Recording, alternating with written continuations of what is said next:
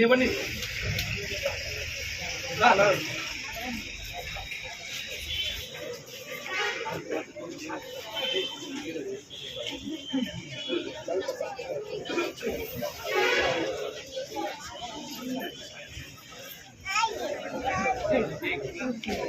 ಕೊಡಬೇಕು. ಇನ್ನು ಮುಂದೆ ಈ ರೀತಿ ಘಟನೆಗಳು ಆಗದಂಗೆ ನಮ್ಮ ತಾಲೂಕು ಕಾರ್ಯಕರ್ತ ಮುನ್ನೆಚ್ಚರಿಕೆಯಿಂದ ಕ್ರಮವಹಿಸಬೇಕು ಅಂತ ನನ್ನ ಮೇಡಮ್ ಅವರಿಂದ ಒಂದು 2 ನಿಮಿಷ ಮಾತಾಡಬೇಕಂತ ಮನವಿ ಮಾಡ್ತಾ ಇದ್ದೀನಿ. ಎಲ್ಲರೂ ಕೇಳಿಸ್ಕೋಬೇಕು, ಸೈಲೆಂಟ್.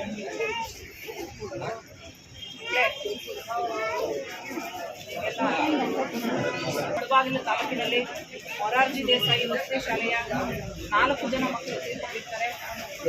ನಮಗೆಲ್ಲರಿಗೂ ಗೊತ್ತು, 3 ಜನ ಮಕ್ಕಳು ಗಾಯಗೊಂಡಿದ್ದು ಅವರು ಆಸ್ಪತ್ರೆಯಲ್ಲಿ ಚಿಕಿತ್ಸೆಯನ್ನು ಪಡೆದು ಬಂದಿರ್ತಾರೆ. ಇವತ್ತು ನಮ್ಮ ಮುಳಬಾಗಿಲು ತಾಲೂಕಿನಲ್ಲಿ ನಡೆದಿರ್ತಕ್ಕಂಥ ಒಂದು ವಿಷಾದನೀಯ ಘಟನೆ ಇದು. ಇನ್ನು ಮುಂದೆ ಈ ರೀತಿ ಯಾವುದೇ ಅವಘಡಗಳು ಸಂಭವಿಸದಂತೆ ಎಲ್ಲ ಶಿಕ್ಷಕರು ಕೂಡ ಮುನ್ನೆಚ್ಚರಿಕೆಯನ್ನು ತೆಗೆದುಕೊಂಡು ಮುನ್ನಡೆಯಬೇಕಾಗಿರುತ್ತದೆ. SFI ಸಂಘಟನೆಯ ವತಿಯಿಂದ ಇವತ್ತು ಈ ಒಂದು ಮನವಿ ಪತ್ರವನ್ನು ಕೊಟ್ಟು ಇದನ್ನು ಮುಖ್ಯಮಂತ್ರಿಗಳಿಗೆ ಕಳಿಸ್ಕೊಡ್ಬೇಕು ಅಂತ ಹೇಳ್ತಿದ್ದಾರೆ. ಖಂಡಿತವಾಗ್ಲೂ ಕೂಡ ಇದನ್ನು ನಾನು 2 ದಿನ 3 ದಿನ ಮಾಡೋದಿಲ್ಲ. ಈ ತಕ್ಷಣ ಈಗಲೇ ನಾನು ಜಿಲ್ಲಾಧಿಕಾರಿಗಳಿಗೆ ಈ ಪತ್ರವನ್ನು ಕಳಿಸ್ಕೊಡ್ತೀನಿ. ಅವರ ಮುಖಾಂತರ ಮುಖ್ಯಮಂತ್ರಿಗಳಿಗೆ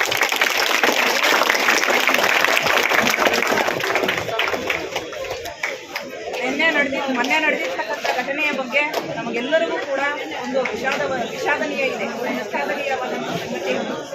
ಈ ಕೂಡಲೇ ಇವರು ಈಗಾಗಲೇ ನನ್ನನ್ನು ಬಂದು ಭೇಟಿ ಮಾಡಿದ್ದಾರೆ. ನಾನು ಹೊಸದಾಗಿ ಬಂದಿದ್ದೀನಿ.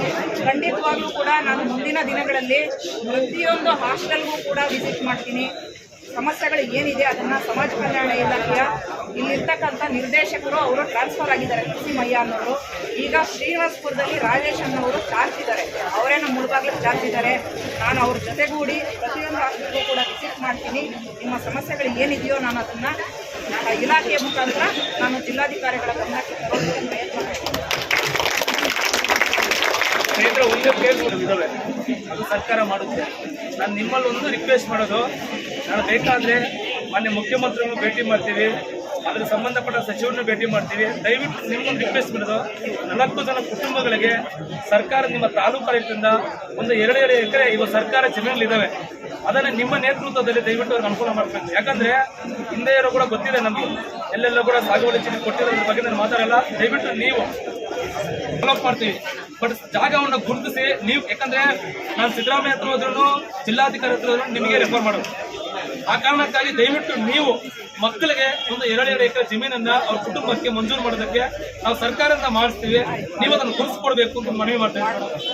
ಅದೊಂದು ಅನುಕೂಲ ಮಾಡಿ. ಯಾಕಂದ್ರೆ ಕನಿಷ್ಠ ಅವ್ರ ಮೆಮೊರಿಯಾಗಿ ನನ್ನ ಮಗು ಸಾವಿಕ್ಕಾಗಿ ಒಂದು 2 ಎಕರೆ ಜಮೀನು ಕೊಟ್ಟಿದ್ರೆ ಇದರಿಂದ ಆದ್ರೂ ಜೀವನ ಮಾಡ್ಕೊತೀನಿ ಅಂತ ಒಂದು ವಿಶೇಷವಾಗಿ ನನ್ನೇ